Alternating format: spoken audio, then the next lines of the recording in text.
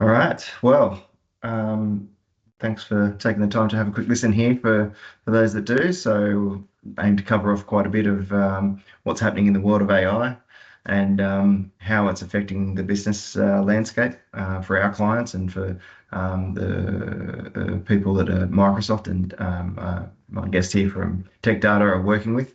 From the outset, I'm Steve Iannuzzelli. Chief Client Officer for IT Integrity. With me, I have Phil. We made a gentleman's agreement before this that we wouldn't try to pronounce each other's names. So, Philip, I'll let you say it. I'm Phil Matyashevsky. Thanks, mate. Yeah, look, let's jump into it. We'll give you a little bit about IT integrity to start off with.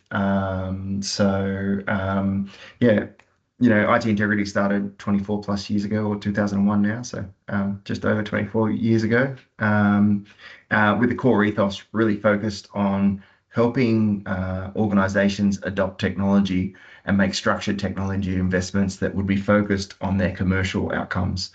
And, come full circle 24 years and 6 months later, that message is more pertinent than ever. Technology is going at a rapid pace. AI is, a commonplace language now. But how do you use it? How do you structure it and govern the usage of AI to actually benefit your organization and not becoming a new shiny toy to work with, but become a meaningful part of your business and increase your profits and increase your efficiencies and so on and so forth. So yeah, ITI or IT Integrity, 24 years in the making. We've done a lot of work with merger acquisitions, capital works, but really partnering with our clients to help them on their digital maturity journeys. The opportunity for AI in modern organizations. I really like this term that comes out in this slide, BYO AI. So there's a huge stat of surveyed individuals, up to 80% leveraging AI that is BYO. So, fixers or note takers or whatever it might be in that AI landscape, or even a large language model that's just from an open source ChatGPT or something to do their work. So, that is both a good thing, but also something that needs to be managed from an organizational perspective. A lot of the time when you're doing organizational or technology implementations, the organizational change component can be cumbersome, lengthy, and it's often around willingness to adopt. That stat saying that 80% of people are BYO AI is in stark contrast to that. People want to use these tools, which is really exciting. And if AI wasn't accelerating its advancements enough, we're right behind it, it appears. So accelerating it for it. So yeah, really, really cool.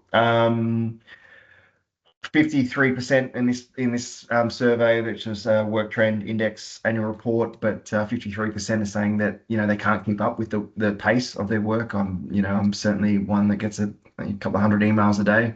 I'm a pretty quick reader, but I need something to support me to get through that and to make meaningful responses. A good stat, 45% of organizations are saying that they're looking for digital enhancements to improve the way they work. So not just throwing people at the challenge, but throwing people and technology to find those efficiencies. So yeah, some really interesting information coming out of that report. Some of the business impacts reported by this AI adoption and how we're using it in the workplace, they're eye-watering for most C-levels and execs and businesses owners. But yeah, 6% of revenue increase, up to 20% of operating cost reduction, 25% acceleration of new hire and onboarding, and that's just sort of one really strong use case for AI around vetting resumes and LinkedIn and all that kind of stuff and making cultural assessments. But yeah, so again, there's so many use cases for AI across the organizational landscape. Finding the right one can really make a meaningful difference. I think one of the things around AI adoption is a practical pathway to get it there. So, we're seeing that people are jumping in and using their own AI and using AI tools within the workplace. But as an organizational, in an organizational context, we need to take a structured approach to making sure that usage is aligned to how we want to use AI, that it's not putting us at any commercial risk, especially in sort of consultancy space. You're leveraging AI for input. You have to have a human layer over it. You have to disclose how you're using AI, otherwise, you're not fulfilling your commercial obligations. But yeah, stages for practical adoption, assessing your digital maturity, assessing where there might be skills gaps in your organization, inefficiencies in processes. Cultural readiness is a big thing. We're working with organizations in Mount Isa in the care service setting. Their AI adoption and cultural readiness for AI is going to be very different to someone in Sydney in the fintech, for example, that we're also working with. So making sure you set the scene culturally for AI and how it's going to be used in the organization and what it will do and what it won't do, so on and so forth. There's so much to be said around the foundations, and we'll talk about this after Phil gives a little demo of some of the stuff that's happening in the world of AI and Copilot in a moment. But there's so much to be said about getting that foundation right. Not much changes when it comes to technology unless you get the basics and the foundation right. You expose yourself to unnecessary risk. And then, from a commercial side, it is really like any other decision that you make. It has to have a business case. How are we going to use it? How are we going to govern it? Some of those points that I touched on just before around compliance and disclosing to clients and internal staff how it should be used and how it will be used. You have to have a sound change management strategy so people know when to and when not to use it. For example, in our business, we use AI quite a lot to summarize, to make recommendations, to complement our thought patterns. But it's really important to make sure that AI isn't fronting the thought or fronting the output, that it is human-led and human refined before publishing. So that's a big one. Like any business case, with budgeting, ROI, how are we going to realize and track the benefit of the AI usage? It's one thing to say use it, but how do you actually track the efficiency increase, so on and so forth? And as I've already mentioned, a risk mitigation, making sure that you've got governance and those foundations right. Finally, and I think, Phil, you're going to touch on a bit of this, which is one of the things that really ties into cultural readiness as well, is taking a phased approach. AI tools at the bleeding edge are incredibly powerful. Quite often, organizations aren't ready to use them at that level yet. You have to get your business going through a staged journey or a phased journey to make sure that people learn how to use it, learn how not to use it, and get the most out of it when you get to those more powerful iterations. All right, well, that's sort of me in my quick intro. Phil, I'm going to hand over to you and live demo, here we come. Thank you, Steve. I'm Phil Matyashevsky. I'm from TechData. We are part of the global behemoth. We are Microsoft's largest partner in terms of volume, and we are assisting partners like IT Integrity to be better connected with Microsoft technologies, let's put it that way, and trying to enhance the end customer experience through the work we do with our partners. Today, I just want to start with a bit of a fun part and jump straight into a demo side of it. Let's assume I don't have my presentation props with me. I haven't, prepared my slide, and I'm just going to go ahead into my PowerPoint and say, create with Copilot, right?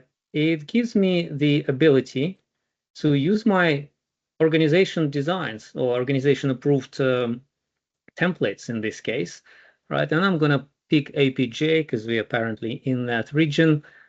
Select the design and task my Copilot with building the Prezzo for us. So in this case, it would be very simple. Create presentation from file, and I will reference the file here. which let's pick from the list if it's already there, or I will just search for it. AI levels in MSFT landscape. That will work. So let me kick off the process, and while it's doing it, you can see good, bad, and ugly. This is real time, right? So it takes a bit to create an overview, and if I'm happy with an overview, which I am right now, it says 24 slides, probably a bit excessive. I have an options to do some settings in terms of the image. I actually can use some images from my organizational library, so I have some good level of controls there. I'm going to go ahead and do slide generation.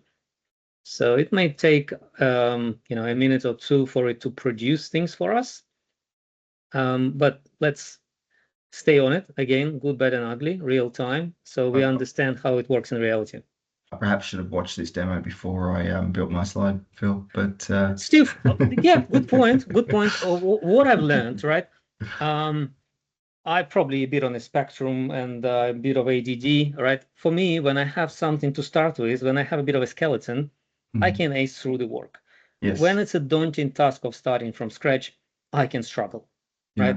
And this is my helper. It can help me to get that skeleton, to get in motion, get through that initial sort of starting barrier. Will this presser be amazing and I will be ready to present it to, live audience of hundreds of people? No. Will I spend an hour or two and refine it and make it mine and make it perfect? Yeah. Yeah. Would it have taken me 4 or 5 hours otherwise? Probably. Absolutely. Right? Yeah. So this process saved me a few hours. And Steve, if I can point your and audience attention as well to this brownish bar right here. I'm not sure if people can see well, but it tells me that based on the content I've used to create this presser, my organization marked this presentation as for internal use. Because guess what? Copilot in M365 respects all the permissioning, all the policies we have within our M365 tenancy, within our organization. So if I have, let's say in this case, Purview suite and the configurations, policies associated with Purview, with data management and governance, on which you touched very, very nicely in your intro piece, it is all respected. I will not create new content based on the protected content without new content being marked as protected. I will not be able to access the data that I do not have access to, regardless of how hard I try, right? Obviously, the concerns of oversharing and governance around the AI use, etc., are all well granted. But it's important to stress it will not overstep permissioning structure. It will not overstep policy structure that you already have in the organization or you are implementing in the process of implementation, right? On which I'm sure IT integrity can assist your customers greatly, right? So guess what? I've got a presser. Is it beautiful? Is it perfect? No, it's not. Is it a good start for me? Yes, it is, right? So I have current impact on AI business. I have my program agenda, let's call it in English, right? And I would actually be touching on that levels framework. I'll bring up another slide for it where it's more succinct than here, but it's all there. And it's even pulled out the pictures that are somewhat relevant to what we're doing. I have those funky robots and some sort of electronic looking AI representation of different kinds, right? It's not that bad. Even this AI logo, it's not perfect, but it's actually quite a good start, right? So I just want to demonstrate with this how easy it is to get started. What's impressive for me, and it's more important, it actually creates the talking points for me as well, right? So I did it based on a document. Yes, document was reasonably well structured. I have talking points already associated with the slides. So I know where this content is coming from, and I'm likely to just do few tweaks, few modifications, and I have my script for the presser. Okay. All right, let me switch to the presser I actually wanted to show in a more kind of formal way, if you like.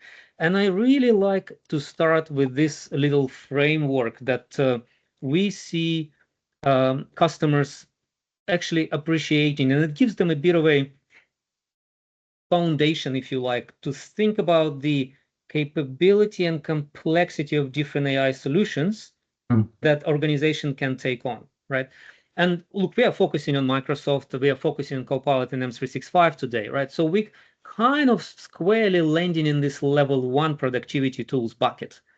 But I must stress, these levels are not like a levels in a building where you take elevator and you land on one, you can't really get stuck in between. These are more of a milestones. I'm doing a hill climb, and there is a milestone. You're roughly at this point, and the boundaries are very much blurred, right?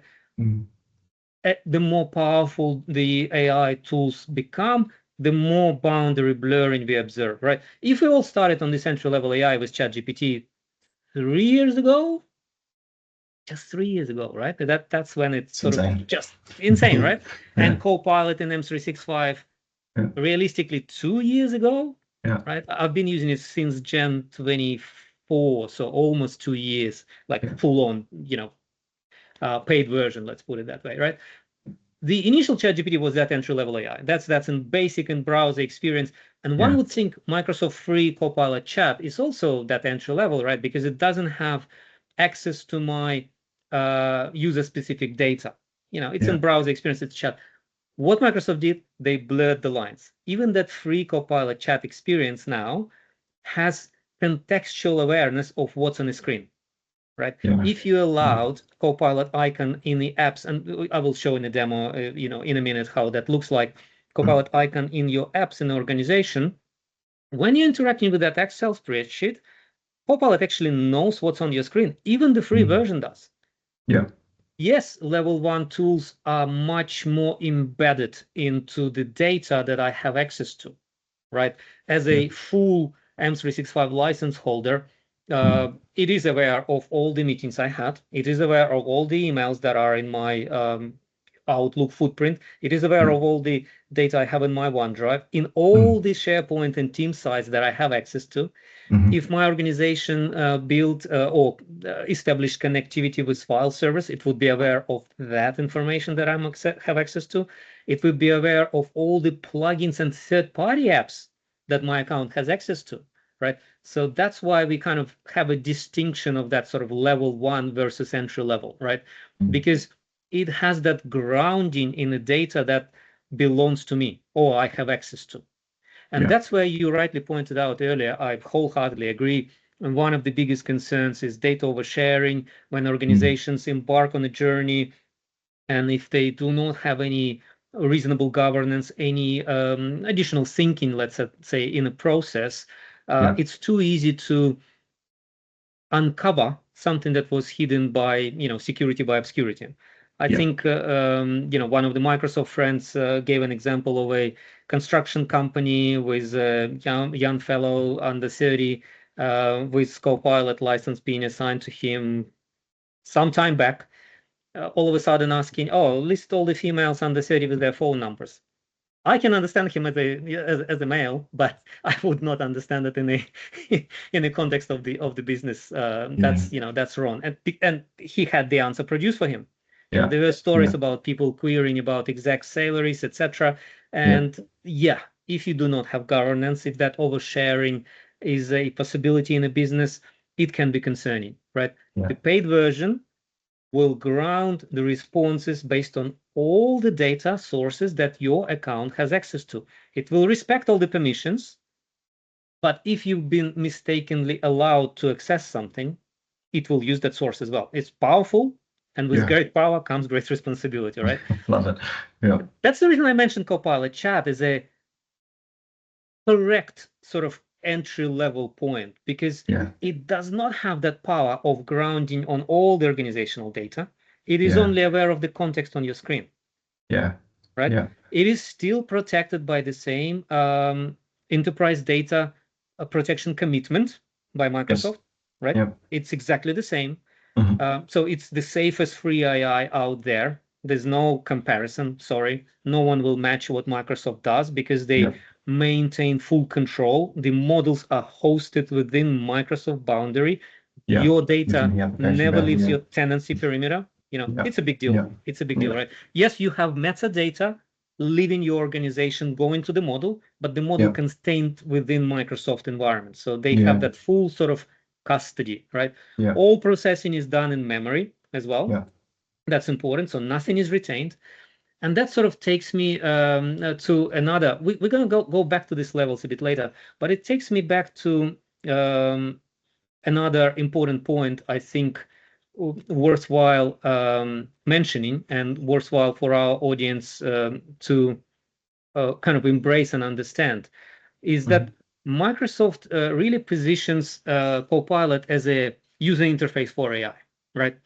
And we're moving more and more towards that sort of capable agentic experience. It's less of that chatbot. It's less of that sort of just, prompt and response type. It's more of a produce something, give a task, walk away, verify, embrace, right? And more complex automation scenarios. But I believe it's very important to understand this foundational piece where what I've just mentioned earlier with our kind of foundational attitude to AI, right? And why I think Microsoft is winning in the enterprise game with their solutions. Look, no one will offer that sort of full to end-to-end custody today, right?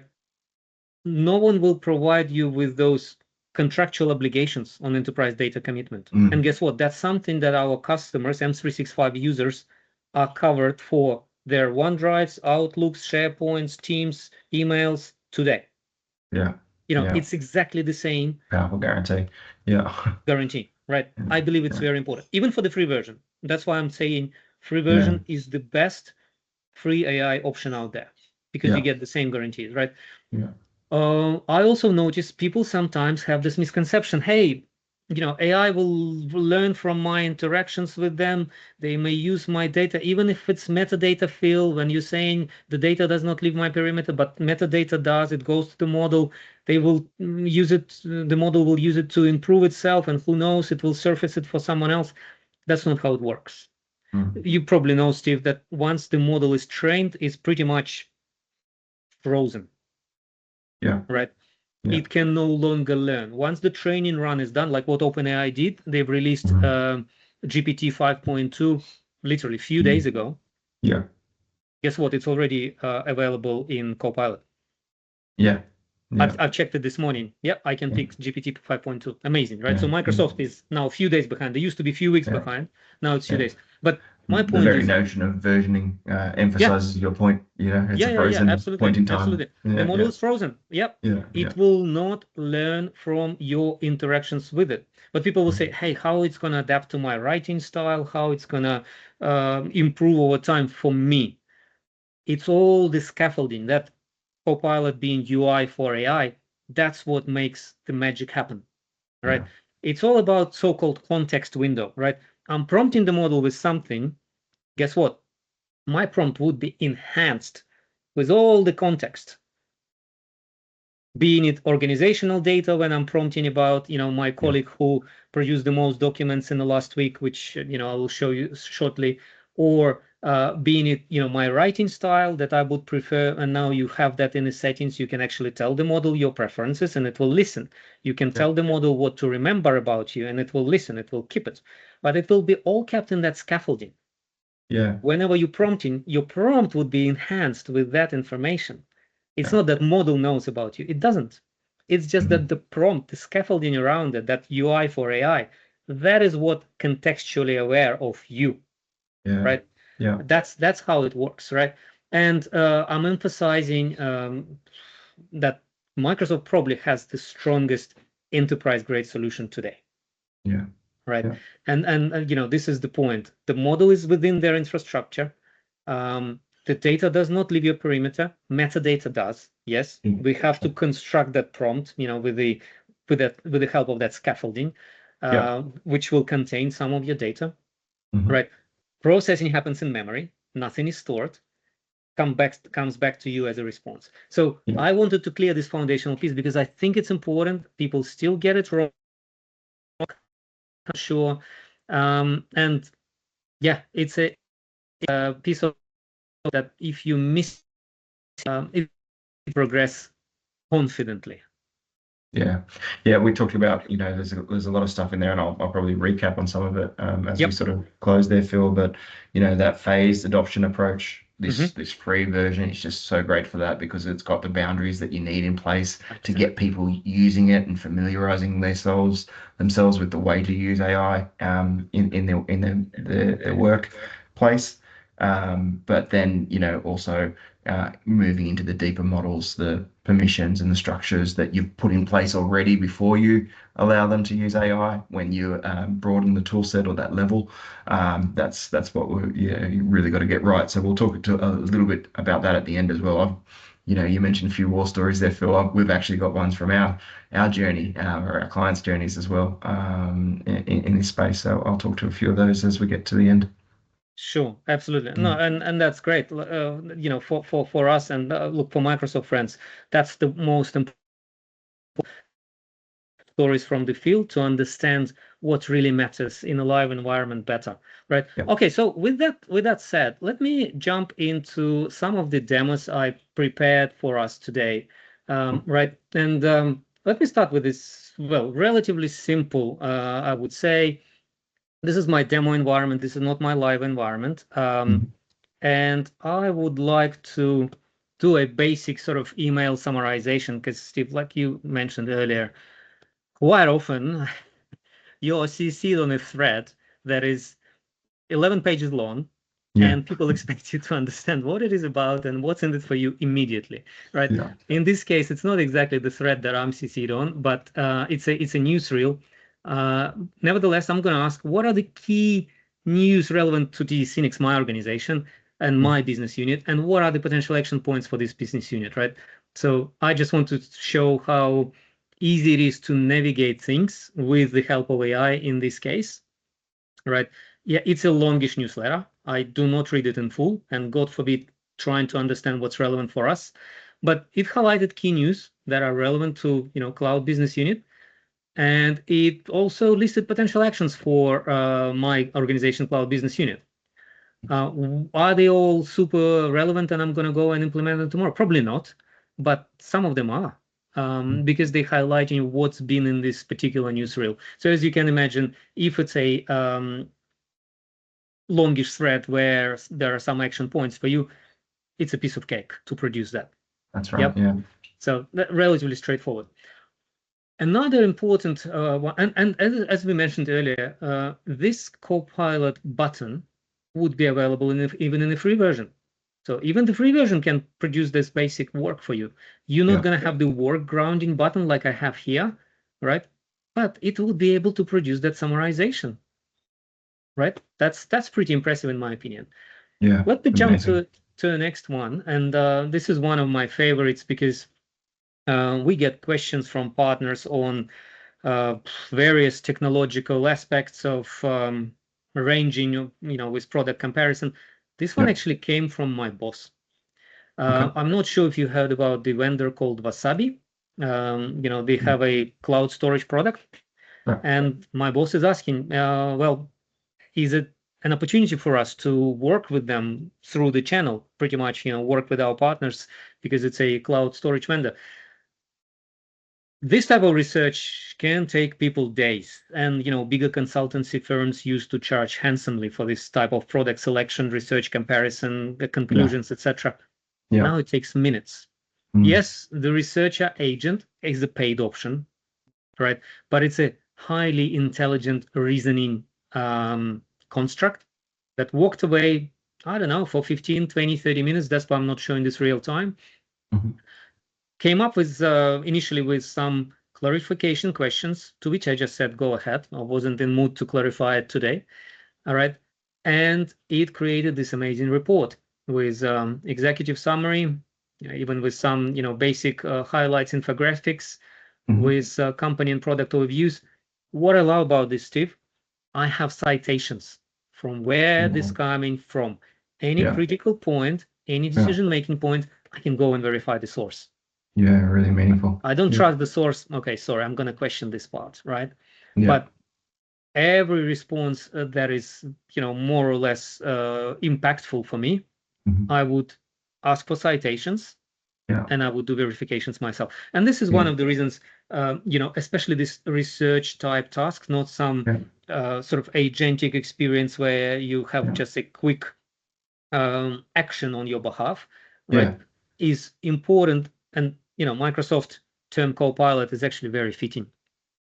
It's your Copilot. You are still in control, right? You still, like you pointed out earlier, what's the organizational stance on decision making based on AI inputs, based on AI insights, right? It's the person end of the day, and the fact that it is easy to get to the actual source of truth where this information is derived from is very important, right? Yeah, But that's a perfect example of that refinement that I talked about as well. Yeah, you're disclosing that we're using AI, but if I'm going to quote that number or that percentage or that value or that statement in any of the work we're presenting, we're going to that source. We're checking its credibility as well. That thoroughness is required from the human vector. Yeah. Yeah, absolutely. Look, my boss hated me for this report. Because he said, look, it's too engaging. I read beyond executive summary and said, oh, look, I'm sorry. I didn't do much.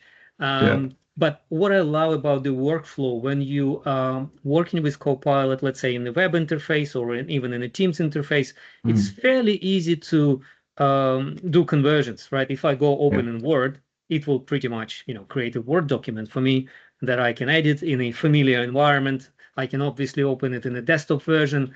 That's not a concern, right? That's an easy workflow that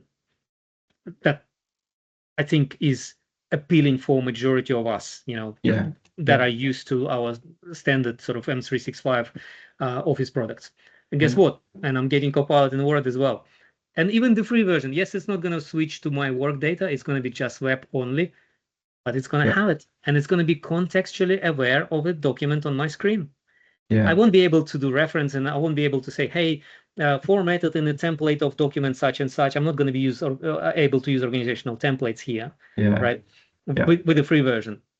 But it's we were talking about it before. It's and I think I said it's the OneDrive of AI. You know what I mean? It's your own personal space. It's got the boundaries in place where you're protected, but you can still sort of leverage its capability to enhance the way you work. Absolutely. Just back to where you started this demo as well. You've got this research agent to do such a great report. You can go in and put your human refinement, just like your workflow, jumping it out of Copilot and into Word. Now you could jump that back to your first demo, which is out of Word and into a PowerPoint. It's amazing. Absolutely. Look, and there's more in Copilot, obviously, with designer, image creation, etc. But I want to navigate from here to something that is probably a bit more exciting for me, kind of spending more time in a kind of regular user land into what's coming, what's new, right? And I am not a finance person, right? But I love my numbers and I love saving money. I love not paying laziness tax to the vendors. I love Microsoft friends, but we're trying to always optimize, what our partners and what the end customers are paying.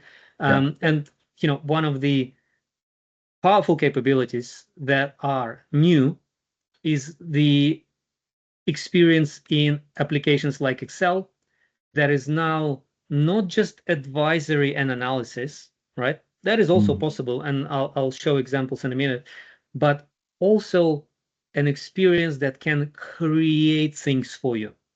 Okay, so now it's I believe generally available from January, if not yet. We have so-called agent experience in Excel, which is a game changer because people were complaining, yeah, it's great. It can give me high-level analysis. It can suggest me which formula to use. Yes, it can help me to build that pivot table, which I always forget how to build. I do it twice a year. Every time I have to kind of learn it anew. Now it actually can do things for you. So if you, let me try to make things a little bit larger on my screen. If you see my prompt here, and sorry, I've done it before the session because it takes a bit of time. It will take, minute, 2, 3. I don't want us to struggle to fill up the silence. But as a, Sydney-sider with a big mortgage. Yeah, you probably need another zero on that as a Sydney-sider, mate. That's exactly right. That's exactly right. Maybe not another zero, but for majority of us, it's probably at least 1 in front of it. Yeah. And I would also love to put 5 instead of 6 here. That would be nice, But the fact is that I can tell it to build that mortgage calculator with inputs for the factors that matter. Show monthly repayment, total interest paid, blah, blah, blah, create an amortization table with principal interest, create graphical representation of amount owed for the life of the loan. So it did that, but it didn't do the graph for me. Again, good, bad, and ugly, real. So it came up with it, but I did not have this line chart that is over here. Right. And I said, no, instead the line chart amount owed over the life of loan, because I want to see that nice downward curve that the slavery will end one day. That's the beauty of this new agentic experience. It can actually act on your behalf. And guess what? Microsoft is actually employing model from Anthropic for this. I know what's happening behind the scenes, and they're using Claude model from Anthropic, which is top 3 model maker. It's realistically OpenAI, Google, and Anthropic. Behind the scenes. And they just announced last week, I believe, which is second week of December for the context, if someone watching this later, that Claude is a sub-processor. So Anthropic is a sub-processor of Microsoft. Going back to our slide, which means Microsoft hosts that model as well. Right. The data does not go outside Microsoft boundary. It used to be the case where you have to enter this frontier program with Microsoft, and you have to agree that your data will leave Microsoft perimeter. No longer the case.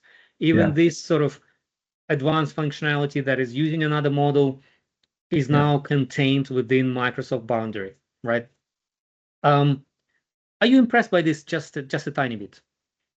Man, it's awesome. It's so good. You can and we're talking about Sydney mortgages here, which is not the most exciting thing in the world to talk about, but the visibility it can give you, being how do you say AI mindset forward. I also know that you can ask it questions. What if I added an extra 50 grand payment every 3 years and things like that? And very good points. Yeah, start to shape that graph. Steve, and I love what you're saying because it's all about that sort of iterative exploration, right? The models are extremely capable now, ridiculously capable, right? It's actually up to us how well we utilize the capabilities, right? And that iterative approach, the understanding, it's not entirely deterministic anymore. It's not like press this button here, follow this arrow, and get the result that was mentioned in the user manual. It's no longer that. As a user, exactly like you're saying, oh, I actually want this changed. Oh, I want this inside done, right? And this is another little demo that I wanted to share. If you don't mind, let me just bring up that table. This is the table. So another example in Excel, but I'm not using that sort of frontier agent, change things capability. I'm using basic data analysis because it also gives us a taster of what's possible on more complex levels, right? With data analysis in Azure, using Microsoft Fabric as an example, you can get a taster even in Excel these days with Copilot in Excel or Copilot web interface. So I have this synthetic data of a virtual florist shop in Sydney with 300 rows, various transactions over the months of August, I believe, right? So I fed this data to the model. And again, I'm just using the web. You can do this with the free version. I'm emphasizing this is possible with the free version, right? And I said, analyze this workbook and give me interesting data insights. and I asked it not to reason, just give me quick response, right? Yeah. No advanced reasoning, just quick response. And look, it's a good start, right? It gives me total transactions, give me total amount, gave me average transaction amount, unique customers. Again, my question was very, very simple. Interesting data insights. That's all I'm after, right? Fluctuation, Visa and contactless, high and low transactions, anomalies, patterns and observations. Like, okay, that's pretty cool, right? Yeah. And basic business advisory is not out of reach. Mm. Yes, it may come up with advice that you will vet and you will say, well, that is not relevant. But time and time again, when we engage in a deeper conversation, when we're asking for that advice, and I'll do it now, what would you recommend to improve profitability of this shop? And you can see my typing sucks, and that doesn't matter apparently. My typing's good when no one else is watching. I don't know about you, Phil. Yeah, right. And again, some advice would be like, nah, that's not realistic. It's a bit of a pipe dream. But quite often people pick one or two things, out of those 10 that are like, oh, I didn't think about it. So my point, like all I've learned so far, right, in day-to-day application, the ROI you mentioned, which is not that straightforward to calculate. And my reason for that not straightforwardness, it's two things, right? It's a time saver, kind of obvious, right?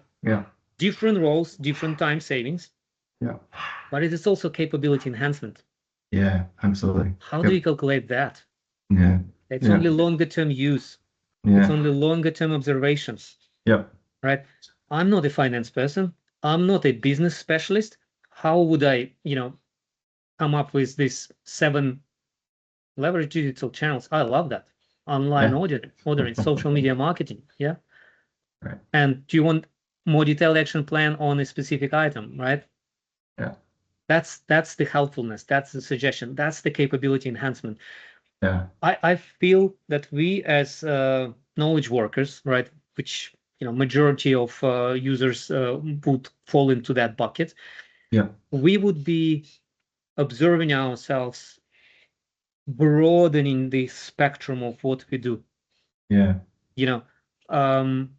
Becoming probably less deep over time, but more broad.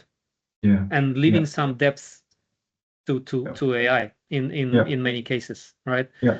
Yeah. That's that's my point. So the time savings are real, and I think I had a slide on that in my prezi. Yeah, I really like the notion of capability enhancement or enrichment. You know what I mean? It's like for those familiar with the Johari windows, it's the part that we don't know. You can explore into that that you wouldn't otherwise be able to discover readily or quickly. You can research into that and improve your outputs dramatically. So amazing. Yeah, good demo. Yeah, absolutely. And look, if we're in agreement, I don't need that slide as a prop. Let me increase the payload and show some real life examples of sort of unusual use cases people may not even think about, right? I think that's important to bring those up as well, Cool. because that's the actual impact of what we're doing to show what's possible, right? So let me bring my work Copilot now, so things get real here, right? I'm becoming more serious. And let me share that as well. Okay, so this is my work environment. I'm hoping I'm not going to flash anything that I'm not supposed to. I'm using Teams interface, but as you can see, it's very, very similar to what we've got in the web interface. You can see those work and web switches. You can see the green shield. Again, same for the free users. The green shield is same. It's just that they cannot ground responses on the work data. Right. If you remember, I've mentioned the availability of the latest models.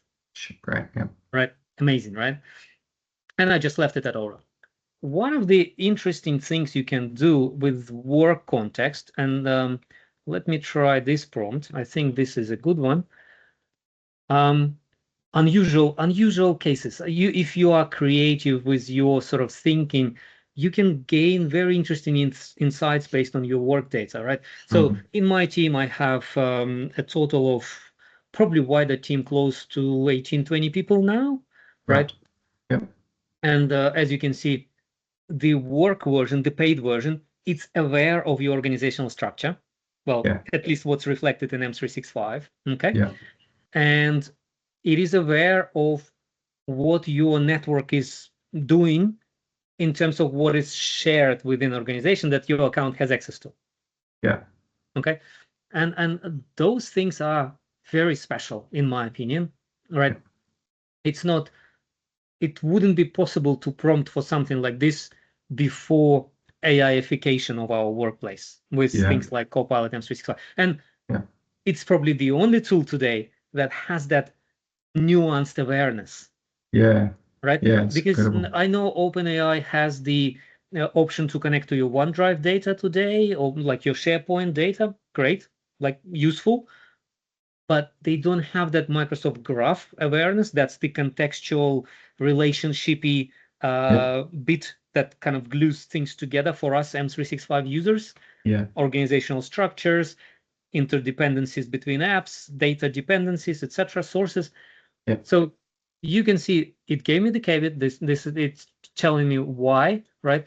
It's actually my boss who uploaded more decks and files, and our team lead as well. Apparently, I'm also present somewhere in the list. I actually did something useful. One of my Great. colleagues Well done, did mate. it. That's good news, right? But yeah, that's unusual. You can get those insights that are not as obvious, right? Yeah. Yep. We're doing a lot of proposal writing, and a lot of it is bespoke, being a management consulting into technology delivery and support partner. But quite often we're going, what proposals have we written, or what projects have we done in this space, and that I could leverage.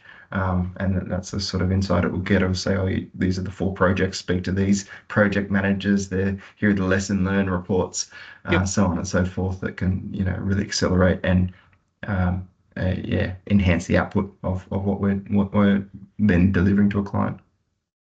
Beautiful. Look, and that's really just to drive the point home. Some large organizations had luxury to run Copilot over extended period of time, and they reported some numbers, right? That sort of supports our notion of it being useful. With ROI measurement, in my opinion, being a tough call, and something that can probably be done over a longer period of time, right? But I would still stick to 2 major advantages that it will produce for the business: time saving for people and capability enhancement for your people, right? Those are two key things that worthwhile to keep in mind whenever you make any decision on how you're going to adopt, what exactly you're going to adopt, the pace of adoption, and obviously, business case, like you rightly pointed out. End of the day, it's what the impact on the bottom line it has. Yeah, right. absolutely. Fingers crossed, it's positive. It's not just FOMO motion. And my personal opinion, every business out there will benefit from it. And my anecdotal evidence, my wife runs a gymnastics club. 2 full-time employees, 7 casuals. Both full-time employees have full Copilot. It really helps them to stay positive and upbeat when replying to, let's say, not so pleasant parents' requests. Sometimes we as parents, we're all guilty. Our children are the most precious things in the world, and sometimes we can be, how to put it, not exactly logical with what you want. Right. So it keeps them sane. It keeps those people who do admin, keeps them sane. It does help them. And it helps to have the context, helps to have the history, helps to have the structure as well. So takes a lot of the human error out of you think about all those customer service roles and that frontline facing sort of roles, having that little bit of a buffer And a little bit Absolutely. of a mental check can mean all the difference between a positive and a negative interaction. So that's I like that one. 100% agree with you, Steve. Mm. And my next demo would be along those lines. I would step a bit into that level 2 we previously mentioned with a bit of agentic experience. But before we Yeah. go there, I just wanted to show, which I think is very important. We keep kind of mentioning free version is amazing, right? Paid version is obviously more amazing. Yeah. But what's interesting, right? You have that with the free version, you have full capabilities, you get the latest model, you get the enterprise data protection, you have the contextual awareness of what's on the screen, what's in the app that you're actively interacting with. Yes, it is not aware of all your work content. You can't do my cool prompt who published most documents in the last fortnight. Not going to work, right? You can't use tell it, oh, use the template such and such and build the preso from my organizational template with certain rules in mind that can be carved in stone by custodians. That's not capable, not yet. But it is capable of many things, including agent utilization. So let's say if on our organization, you and I are tasked with helping people to be more productive, right? The first step that works for everyone out there is building basic Q&A agents ground on a very specific data set, very specific documentation. Yeah. Yep. HR bot helping to navigate policies. If I'm in a compliant industry, we had some great examples in age care. We had some great examples in construction industry. A lot of significant bodies of governance and compliance documentation. Yeah. Right. To take into account for all the decisions. Right. The free version will allow people to consume those agents with so-called pay-as-you-go model. So pretty much you will pay for as many interactions as you actually need, right? Paid version, no limits, consume as much agentic experience as you want, ground on internal data, external data, etc. With the free version, you can still use agents, but yes, you will pay per interaction. For some organizations, it's a better model. They just don't want that full version for frontline staff. They want them to have that simplified interface. The example, we worked with a partner on, they want their site supervisors in construction to have an iPad where they can quickly ask a question on the building code, because building code apparently being updated regularly and it's 1,200 pages long. It's not easy, right?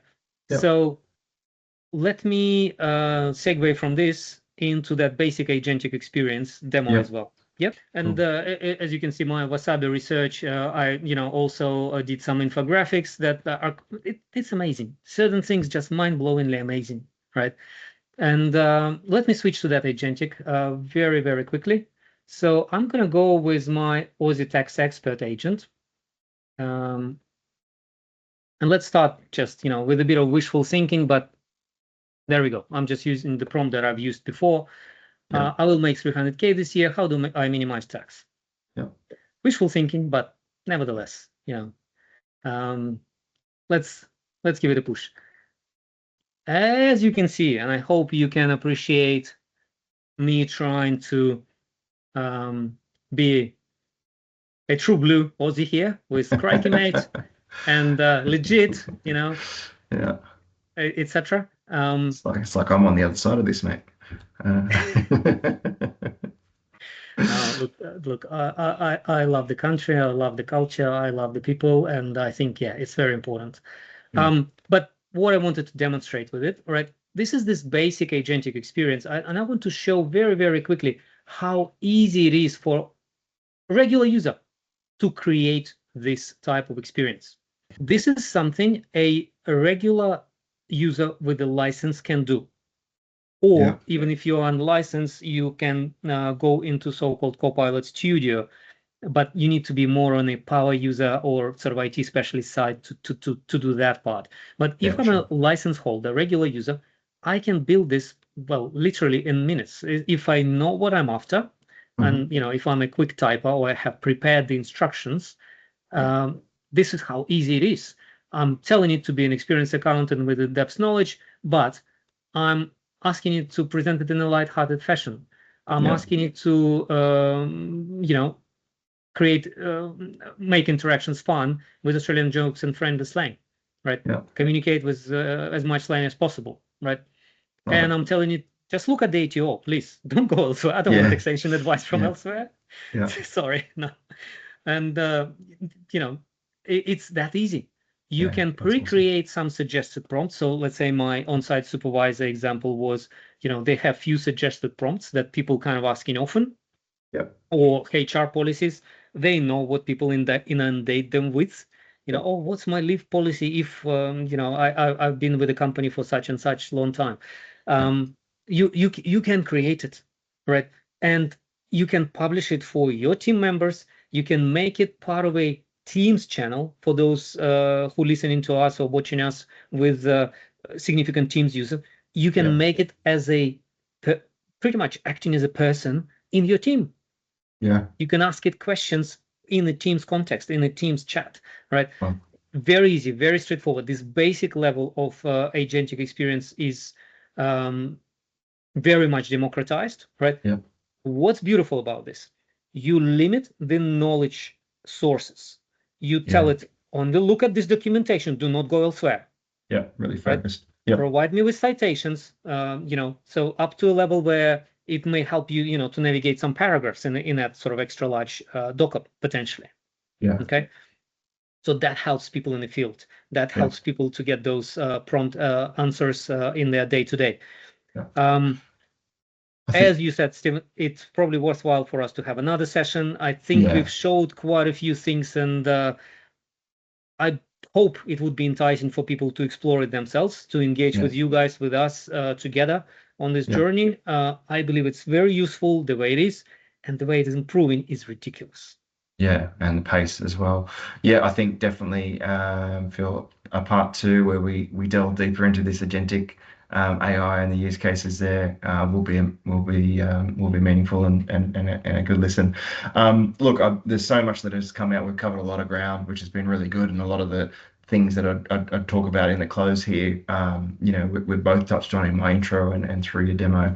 I talked about it in the construct of foundation and getting your data sets right.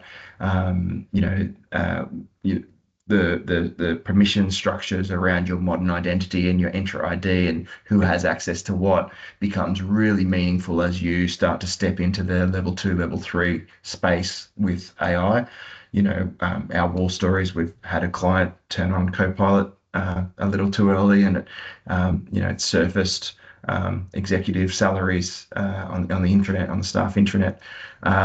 Those kinds of things are the boundaries that when you get into that level 2, level 3 use cases, you sort of need to have that foundation right. So, I use the example of the ducks and the goose in the pond. If there's one goose in your data and you ask AI, what do we sell from our pond? It's going to tell you ducks and geese. Whereas, it's looking at the one data outlier because it can see everything. So you've got to make sure that your library and the source of information is up to date, managed from a accuracy point of view, but also from a permissions point of view, as we've both touched on.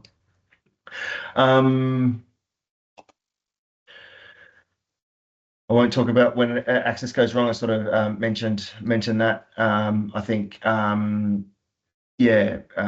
really important to step into your journey here, as we've talked about from that perspective. It's a least privileged access model as you go to those level 2s, level 3s, and making sure that your attributes in Entra ID, your data, your digital rights management and labeling, archival rules are set up. All those foundational steps are really important to make sure that your AI interaction for your organization is as accurate as possible. So, and then finally, we talk about, we do a readiness assessment when it comes to Copilot adoption. There's really 2 fundamental streams. We've touched on both through the discussion here. It's user enablement. How do I get my users to get familiar with it, start to leverage it, start to know when to use it and how to use it? and the opportunities around, customer service or your finance team and your reporting, or where those opportunities for user enhancement and enablement exist, but also that technical readiness, and that's more on that foundational modern identity, permission structures, the technical construct and boundaries and ongoing governance that you need to have in place to ensure that you don't drift with your use of AI in the organization, and that you're getting the results you need. Finally, we'll just touch on, and this can be said for AI and most projects really, without a structured plan, without a structured approach and a good use case, they will often fail. So making sure that you keep the organization objectives front and center, and then the layer below that, how the people in the organization are actually going to use it and interact with it. Make sure that it's person-centered to their role and to your the client's required output, making sure that you're using the libraries and that agentic AI and that right focus, so that even as I liked your Australian jovial line in your agent there, that's picking up those cultural elements of your business in how you're using it, keeping it people focused will be very important to its success. Alignment between the technical and the business units. So, we touched on adoption before, that 80% stat, and I can see a lot of solution architects, Phil, you and your team, freaking out, going, "Oh no, this could be a real problem," and it can be a real problem. Example in that space for me is, there's data sovereignty laws in Australia, especially in care services. We've seen BYO AI in care service organizations that is totally an offshore, and it's not metadata because it doesn't have that enterprise agreement like Copilot does. It's a BYO AI that's pulling data into an international thing. It's got PII into an international data center, totally breaking the law, but the user would never know. The users doesn't have that responsibility. So keeping the business and the technical teams closely aligned on how it's going to be used in the business is extremely paramount as you go through your journey and start to delve more into the functionalities available. Don't rush it. Prioritize that readiness. We've said that a couple of times. It's key to take meaningful, measurable steps towards adoption. If you try to do it all at once, there's too many risks that you might expose yourself to. And continuous training and support. And the good news is you can use AI to help you along that as well. When you get going, can help you summarize what people need to know and how to use it. But it's part of our fabric now, to use another Microsoft term, AI. So they say in years to come there'll be those that live with AI and those that don't. So organizations that adopt it and take it on will accelerate their outcomes and accelerate what they're doing and enrich what their staff are capable of. But if you're left behind as a laggard and don't get the right things in place now, you risk missing that boat. So encourage people to start exploring. I think that's about it. So little QR code for anyone to contact us there. You've got our details. We're obviously two people and two organizations that are quite technical and passionate about this space. So lots to talk about, lots to unpack. So it can certainly help you along multiple elements of your journey, from understanding what those policies and disclosures should be, right through to how do we implement it and get our business ready to maximize the opportunity here.